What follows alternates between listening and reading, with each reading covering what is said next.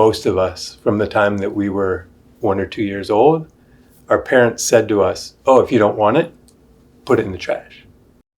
According to a 2023 wasted food report by the Environmental Protection Agency, 66.2 million tons of wasted food were generated in the food retail, food service, and residential sectors in the United States, but only 5% of that wasted food was composted.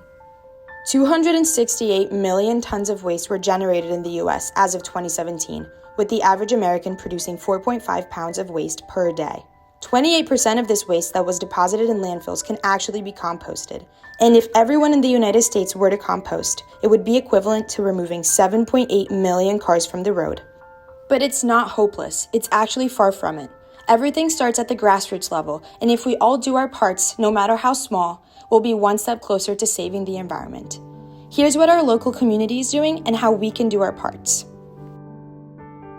My name is Sasha. I'm an environmental science major and I'm a junior, and I work for the Office of Sustainability as a compost educator. So I try and make compost sort of the most engaging and accessible as it can be to students and try to get the word out so that students know that it's something that GW has. When food ends up in a landfill, basically what happens is it can't be decomposed with oxygen.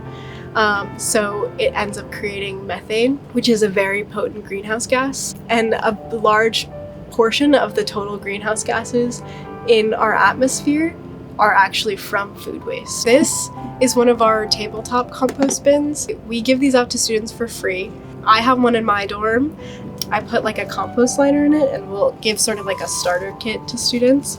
So put this in here, and then you just throw any of your organics in here, any vegetable scraps, fruits, eggshells, that kind of thing. So throw it all in here and don't let it sit for too long. And then I'll bring it to Kogan Plaza, where we have our Metro Key bin, which is a 24-hour accessible bin, and it's Bluetooth enabled. We just throw it in there. Once it's in there, compost crew will come pick it up eventually, and then it goes off to Prince George's County, which is a compost facility in Maryland. Compost Crew is the biggest food scrap collection company in the Mid-Atlantic, and we work in Washington, D.C., we work in Maryland, and we work in Virginia. These days we collect from more than 20,000 customers each week, and we're on a path to collect more than 25 million pounds of food.